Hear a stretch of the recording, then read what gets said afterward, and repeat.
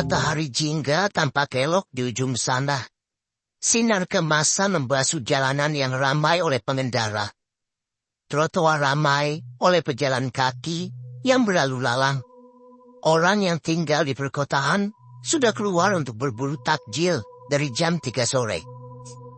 Endang baru saja keluar dari pekarangan kos. Ia mengendarai sepeda motor pemberian Kak Devi, kakak tertuanya. Endang hendak pulang ke kampung halaman. Sudah puasa ke-7 dan dirinya baru punya jatah cuti untuk 2 hari. Jam menunjukkan pukul 4:30 sore. Kurang lebih masih 1,5 jam sebelum azan maghrib, waktu berbuka puasa.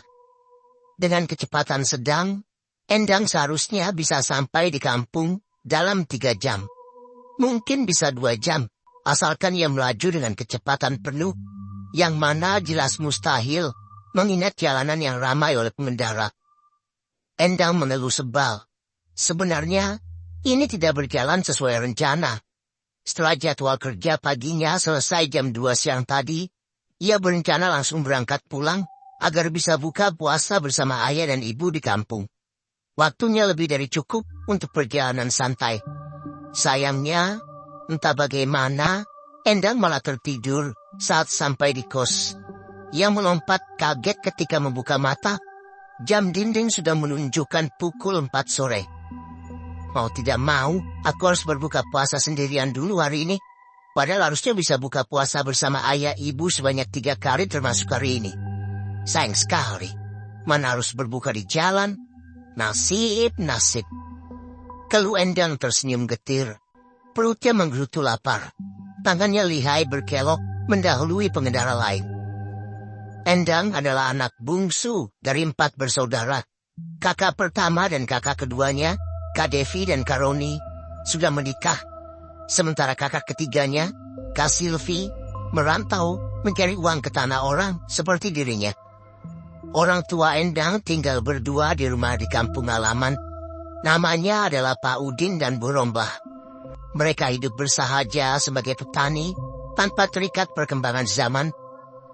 Motor yang dikendarai oleh Endang melaju lihai di jalanan. Ia sudah keluar dari perkotaan.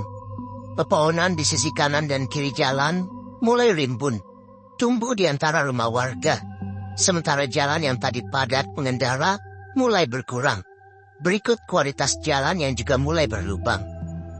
Melihat matahari yang sudah tumbang di ujung sana, Endang memutuskan berhenti di tepi jalan. Kalau semisalnya nanti melihat orang berjualan takjil, ia butuh untuk berbuka puasa. Tidak baik menunda-nunda.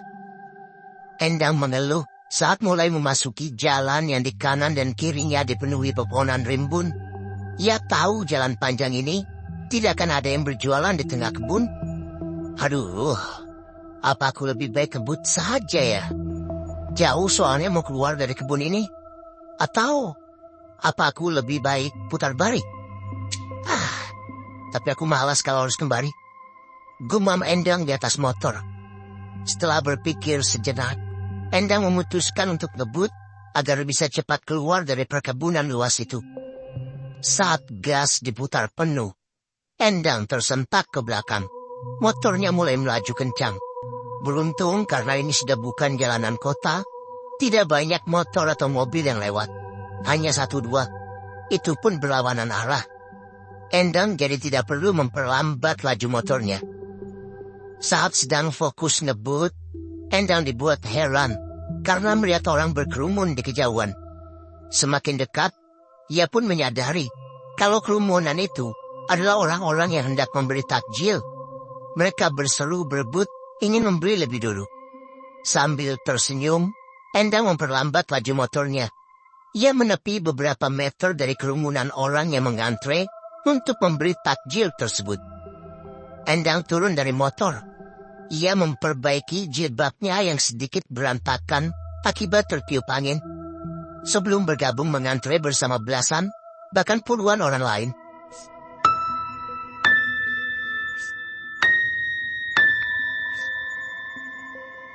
Hari sudah mulai gelap. Entah sejak kapan, langit tertutup awan mendung yang tampak kelabu. Seakan-akan hujan akan segera turun. Cahaya kemasan milik mentari sore yang tadi terlihat dari sela-sela daun sudah menghilang entah kemana. Kini, suasana sekitar tampak redup dan suram. Sembari mengantre, sebenarnya Endang dilanda kebingungan.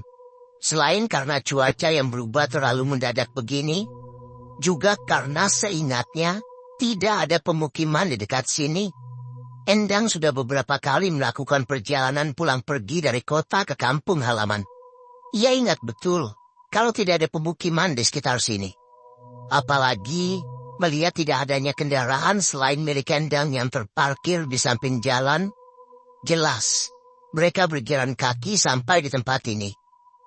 Tapi itu terlalu tidak masuk akal, karena jarak pemukiman terdekat itu 10 menit naik motor, yang mana sangat jauh untuk ditempuh dengan berjalan kaki.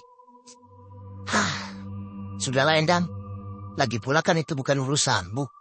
Bisa jadi makanan di sini sangat enak, jadi mereka rela ke sini dari jauh. Urusanmu sekarang itu cuma beli takjil dan bersiap buka puasa. Tidak sampai 15 menit lagi saatnya azan maghrib.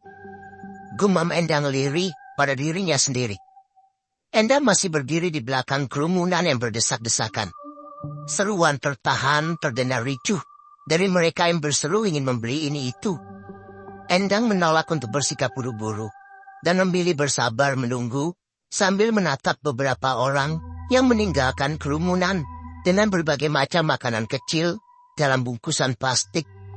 Cukup lama Endang berdiri diam, tapi anehnya kerumunan di depannya tidak berkurang sama sekali. Terbukti dari kaki Endang yang sama sekali belum beranjak, walau cuma 1 jengkal. Endang menoleh ke samping, menatap orang-orang yang pergi. Itu jelas tidak normal. Padahal, tidak ada orang baru yang datang di belakangnya. Dan jelas-jelas, ia bisa melihat orang yang pergi dari depan kerumunan sambil membawa takjil. Seharusnya, kerumunan di depan Endang berkurang, tapi malah tidak berkurang sama sekali. Masih sangat ramai. Baru saja Endang memutuskan hendak menerobos kerumunan karena sebentar lagi waktunya berbuka puasa, azan maghrib sudah berkumandang. Ia mengeluh sebal mendengarnya. Aduh, mana sudah azan begini, aku belum dapat takjil sama sekali lagi. Harusnya tadi aku membawa air putih supaya bisa membatalkan puasa. Kacau sekali ini. Gerutu Endang merasa sial. Meski demikian, Endang tidak patah semangat. Di tengah langit yang mulai menghitam, ia berusaha menerobos kerumunan. Dengan sedikit usaha, tubuh Endang mulai melesat masuk di antara orang-orang yang tengah mengantre. Ia terimpit dari segala sisi, terdorong ke sana kemari oleh orang-orang. Saat sudah bergabung, Endang merasa janggal, karena tidak lagi mendapati suara ricuh yang tadi ia dengar saat berdiri di belakang antrean. Padahal, jelas-jelas tadi kerumunan orang ini berseru riuh, berusaha memburu takjil. Meski begitu, Endang tidak sempat curiga. Desakan dari segala arah yang mengimpit tubuhnya membuat ia tidak punya waktu untuk berpikir panjang. Setelah bersusah payah berjuang untuk maju dalam kerumunan orang-orang itu, akhirnya kepala Endang bisa keluar. Ia bisa melihat pria tua yang tengah duduk di kursi kayu dengan berbagai macam makanan tradisional yang tertata rapi di atas meja di hadapannya. Endang pun berseru senang. Ia sigap mengulurkan tangan kanan, hendak menyerahkan selembar uang 10.000 untuk memberi beberapa makanan. 10.000 campur kek, semuanya makanan asin ya. Arem-aremnya 4.000. Seru Endang terdengar lantang, karena orang-orang yang berdesakan di sekitarnya entah kenapa seperti membisu. Namun, baru saja uangnya hendak diambil oleh kakek penjual takjil. Sebuah tangan keriput mendadak meraih tangan kiri Endang, lalu menariknya paksa ke belakang. Endang sempat menjerit tertahan, mengira itu adalah orang yang tidak terima antrean miliknya di sela. Sekejap kemudian, Endang sudah keluar dari kerumunan. Ia melihat tangan kirinya digenggam oleh seorang nenek tua. Umurnya mungkin kisaran 50 tahun. Rambutnya yang putih disanggul bulat di belakang kepala. Entah bagaimana, nenek itu punya tenaga yang begitu kuat di umurnya yang sudah setengah abad, Ayo Ndu, buka puasa bersama nenek saja. Tidak akan berakhir baik kalau kamu kuku mengantre di sini untuk membeli takjil. Lebih baik buka puasa bareng dengan nenek di rumah. Ucap nenek tua itu sebelum Endang sempat protes. Endang sebenarnya ingin marah dan menolak tawaran nenek itu. Merasa sudah dihalangi berbuka puasa. Padahal sedikit lagi ia berhasil memberi takjil. Tapi mengingat azan maghrib yang sudah selesai entah sejak kapan, Endang mengurungkan amarahnya dan memutuskan untuk menerima ajakan nenek tersebut untuk berbuka puasa bersama di rumahnya. Boleh, Nek. Terima kasih atas ajakannya. Tapi rumah nenek memangnya di mana? Ucap Endang berusaha seramah mungkin, meski sedang kesal. Ia masih ingat ajaran agamanya untuk selalu sopan terhadap orang tua. Baiklah, kalau kamu mau, Ndu. Itu, rumah nenek ada di sana. Kelihatan dari sini. Panggil saja Nek Rati ya, Ndu. Biar gampang. Ucap Nek Rati menunjuk sesuatu. Endang terkesiap saat matanya mengikuti arah yang ditunjuk Nek Rati. Benar-benar ada sebuah rumah di sana. Bangunan panggung sederhana dari kayu yang atapnya masih berupa rumbia yang disusun sedemikian rupa. Ada 2 nyala api yang terlihat dari kejauhan. Rumah tersebut masih menggunakan obor jika malam tiba. Endang terkejut karena baru menyadari keberadaan rumah itu. Padahal letaknya sangat terbuka dan seharusnya jelas terlihat dari tepi jalan. Ayo, ikut nenek, Ndu. Kamu harus segera berbuka puasa. Nek Rati mulai melangkah. Endang yang tersentak dari keterkejutan segera mengekor 2 meter di belakangnya. Sepanjang perjalanan menuju rumah Nek Rati yang berjarak 40 meter dari jalan, Endang mulai melihat rumah-rumah lain di sekitar sana, entah bagaimana. Semuanya berupa rumah panggung kayu sederhana yang juga diterangi cahaya obor. Padahal, barusan tadi ia hanya melihat ada satu rumah, yaitu milik Nek Rati. Dipikir sekali lagi, terakhir Endang lewat perkebunan ini adalah 2 bulan lalu, dan belum ada pemukiman sama sekali saat itu. Ia ingat betul. Apa pemukiman ini baru dibangun ya? Kalau melihat model rumahnya yang tradisional sih, sepertinya pemukiman ini bisa jadi baru dibangun 1 bulan atau 2 bulan lalu. Mungkin program transmigrasi dari pemerintah. Aku tidak pernah dengar sih. Tapi itu yang paling memungkinkan. Benak Endang berusaha menjelaskan situasi yang sebenarnya ia tahu tidak masuk akal. Sesampainya Endang di rumah Nek Rati, ia disambut ramah dan diminta menunggu di ruang tamu. Endang duduk lesehan di atas lantai kayu, ditemani nyala lilin kecil yang diletakkan di atas batu pipih. Nek Rati segera ke belakang dan kembali kurang dari 1 menit. Ia membawa sepiring buah dan air putih, juga sepiring nasi lengkap dengan lauknya. Nek Rati lantas meletakkan piring berisi buah yang sudah dipotong di hadapan Endang. Sementara ia duduk sambil memegang nasi dengan gulai ayam di tangan.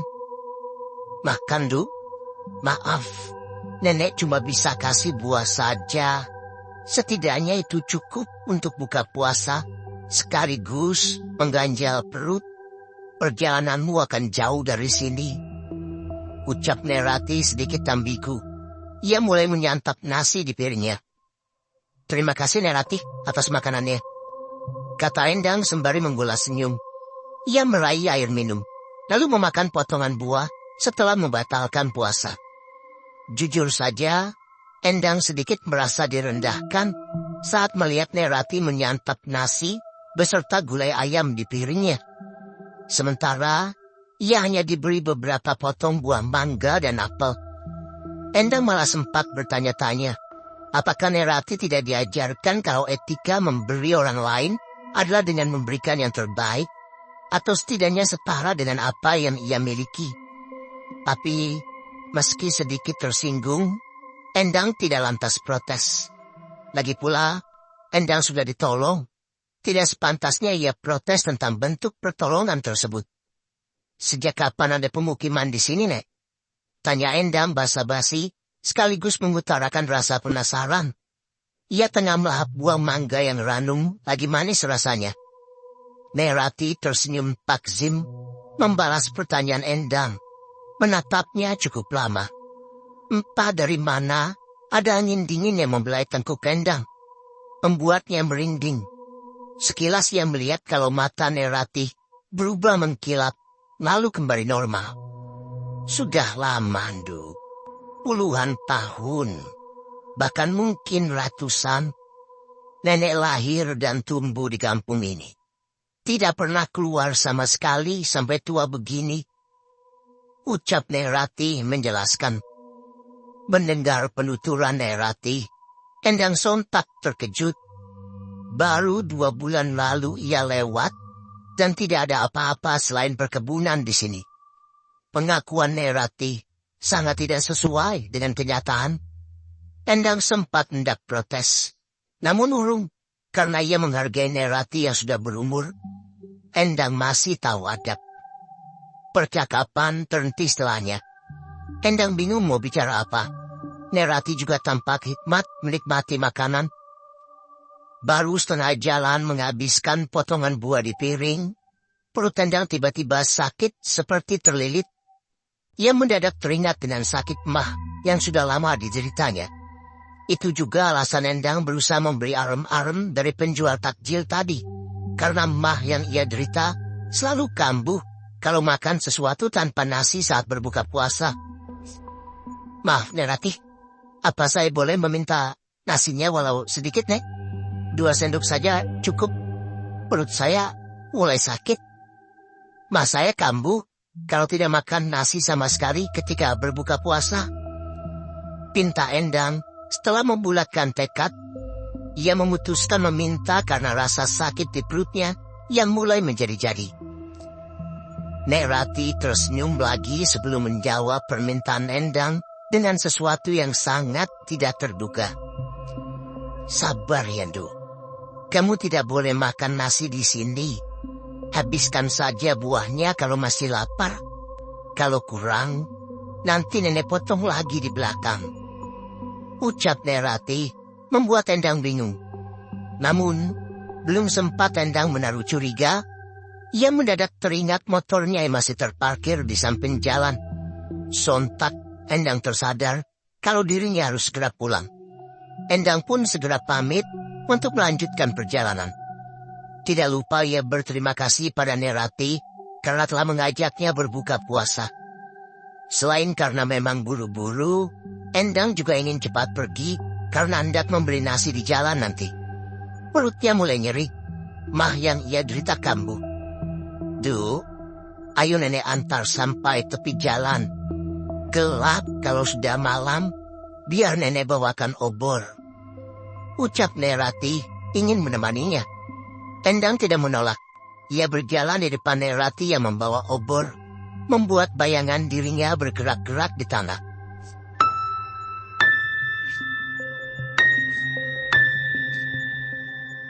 Endang mendongak menatap langit.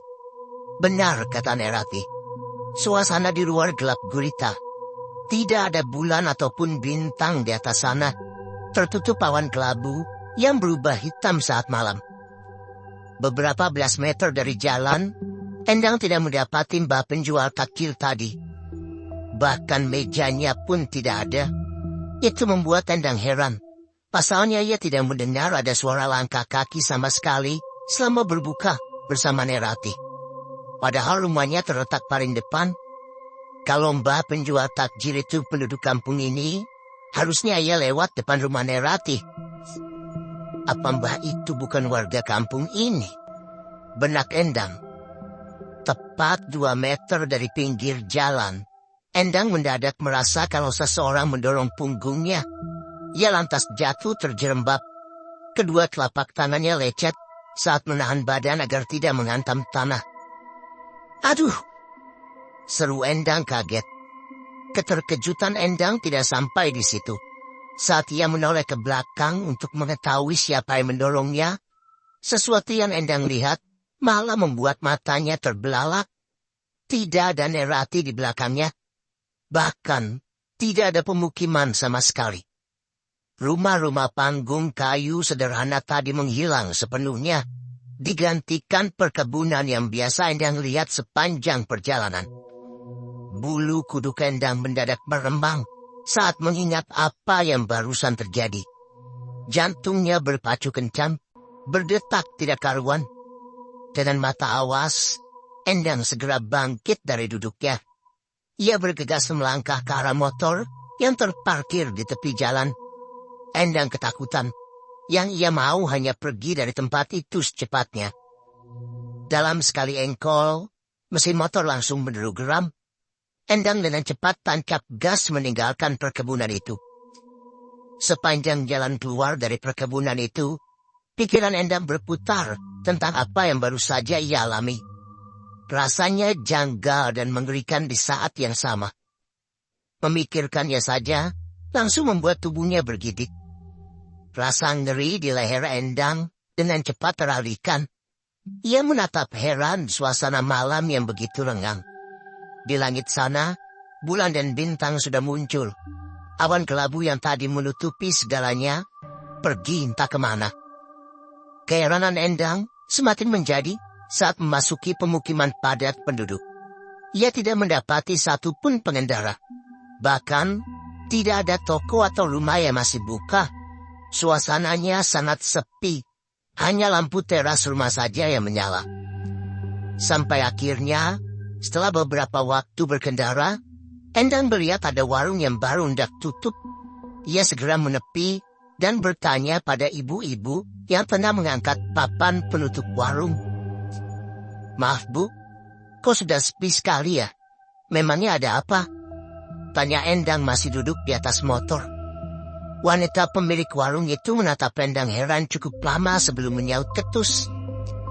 "Bah, ini aneh pertanyaannya. Jelas-jelas sudah tengah malam. Ya pasti orang-orang sudah pada tidur. Memangnya Mbak yang sudah tengah malam begini masih jalan-jalan naik motor seperti kelelawar saja?" "Ah Bu, memangnya ini jam berapa ya?" tanya Endang lagi. Ia tetap berusaha sopan meski disahuti ketus begitu. "Jam 12:30 malam," sahut wanita pemilik warung tanpa menoleh. Endang terkejut mendengarnya. Ia segera memutar pedal gas, melanjutkan perjalanan. Endang sama sekali tidak tahu apa yang terjadi. Bagaimana mungkin dirinya yang berangkat selepas asar dan coba berhenti untuk berbuka puasa bisa telat sampai berjam-jam begini? Padahal baru beberapa saat lalu ia mendengar azan maghrib. Begitu banyak hal aneh yang terjadi pada Endang selama perjalanan tadi. Sampai-sampai membuatnya tidak mampu mengambil kesimpulan.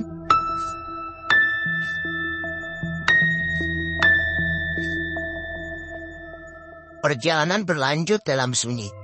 Endang sampai di kampung halaman tepat jam 2 malam. Pak Udin dan Bu Romlah terkejut bukan main saat Endang mengetuk pintu rumah. Mereka sama sekali tidak menyangka putri bungsunya akan pulang larut malam begini. "Loh, Nak, kamu kok pulang dini hari begini? Emangnya ada apa? Kamu berangkat dari kota jam berapa? Tidak biasanya kamu berangkat telat seperti ini?" seru Bu Romlah dengan sederet pertanyaan. Sementara Pak Udin hanya menyambut hangat. Tidak banyak tanya soal kedatangan putrinya yang tidak biasa. "Alhamdulillah, kamu sampai dengan selamat, Nah." Endang meminta ayah dan ibunya masuk terlebih dahulu. Hari sudah larut. Tidak baik rasanya berdiri di pintu rumah. Apalagi hal yang ingin diceritakan Endang adalah sesuatu yang tidak normal. Ia merasa lebih baik di dalam. Pak Udin dan Bu Romlah duduk lesehan di ruang keluarga. Keduanya saling tatap bingung. Endang sudah duduk di hadapan mereka sejak beberapa waktu lalu, tapi tidak kunjung bicara. Udara pengap oleh ketegangan. Apapun yang hendak dibicarakan Endang, Bu Romlah merasa kalau itu sesuatu yang berat. Baru saja Pak Udin hendak bertanya, kepala Endang yang sejak tadi tertunduk mulai terangkat. Ia menatap Pak Udin dan Bu Romlah bergantian. Pak, Bu, sebenarnya Endang tidak berangkat telat. Endang juga kurang paham apa yang sebenarnya terjadi. Tapi Endang berangkat dari kos jam 4:30, cuma berhenti sebentar untuk berbuka puasa. Lalu entah bagaimana sudah lewat tengah malam. Endang tidak pingsan atau tidur padahal. Jelas Endang soal apa yang terjadi. Ia masih belum membeberkan kejadiannya secara gamblang. Pak Udin dan Bu Romlah tampak terkejut mendengar penuturan Endang. Keduanya saling tatap bingung, belum sepenuhnya mengerti. Maksud kamu apa, nak? Bapak sama Ibu tidak paham? Tanya Pak Udin, mewakili rasa penasaran miliknya dan Bu Romlah. Jadi, awalnya itu, mengalirlah cerita itu dari bibir Endang. Mulai dari ia yang ketiduran setelah bekerja, telat berangkat pulang, lalu terpaksa singgah untuk membeli takjil di tengah perkebunan. Endang menceritakan secara terperinci apa yang ia rasakan, mulai saat antre hingga ditarik oleh Nek Ratih. Endang juga bercerita bagaimana Nek Ratih mengajaknya berbuka puasa bersama, termasuk soal menu berbeda yang membuatnya sedikit tersinggung. Soal perkampungan yang sebelumnya tidak ada, muncul entah dari mana, lalu menghilang saat ia hendak melanjutkan perjalanan pulang. Setelah itu, aku pulang dengan hati gusar. Aku heran karena suasana sangat sepi. Pas aku tanya pada ibu-ibu pemilik warung yang baru mau tutup, ternyata sudah jam 12:30. Setelah itu aku lanjut naik motor tanpa henti sampai di rumah. Ibu Endang mengakhiri ceritanya. Tanpa ketakutan terpancar dari wajah Pak Udin dan Bu Romlah.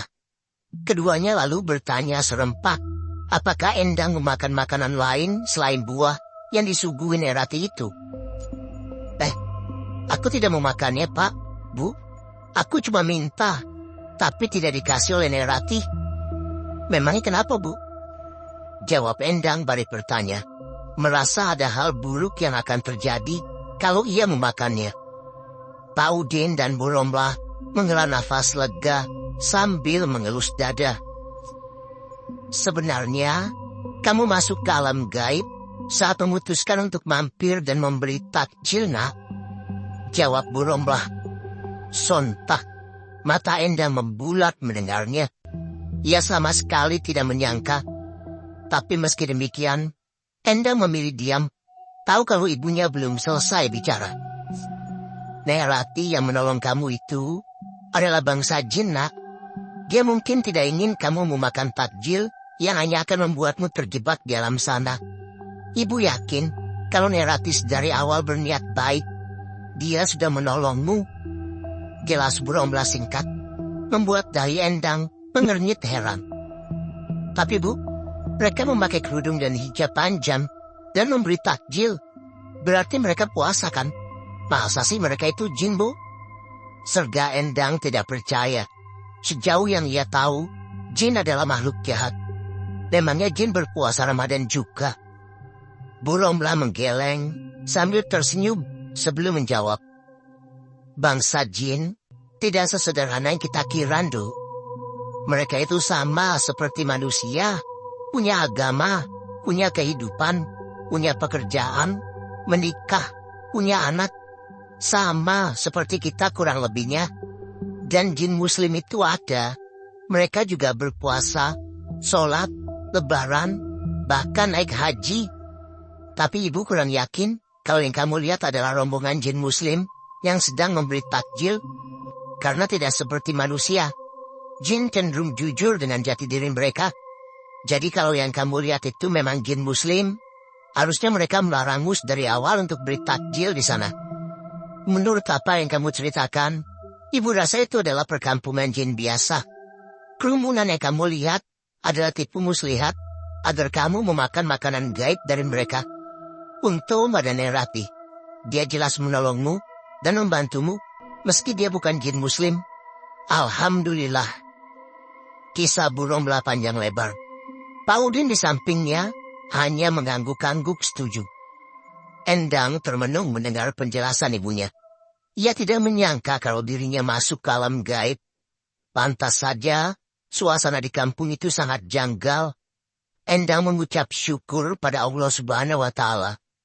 Ia berterima kasih karena dipertemukan dengan Nek Ratih yang menolongnya. Sejenak, Endang merasa tidak enak karena berburuk sangka soal Nek Ratih yang tidak memberinya nasi. Perut Endang berbunyi cukup keras.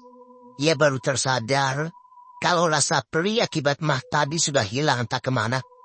Endang juga merasa kalau itu perbuatan Nek Ratih yang menolongnya. Sepertinya putri bungsu kita lapar, Bu. Apa masih ada makanan? Ucap Pak Udin tersenyum yang dibalas Endang dengan seringai lebar. Masih, Pak. Ayo, sekalian kita sahur bersama. Sahut Bu Romlah. Endang pun akhirnya bisa merasakan sahur bersama ayah ibunya untuk pertama kali sejak puasa tahun ini dimulai. Dari pengalamannya tersebut, Endang jadi tahu kalau di dalam bangsa jin pun ada yang baik dan buruk, tidak hanya di antara manusia saja. Pemahamannya yang bertambah membuat Endang lebih dekat pada Sang Maha Kuasa. Terima kasih sudah mendengarkan. Wassalamualaikum warahmatullahi wabarakatuh. Sampai berjumpa kembali.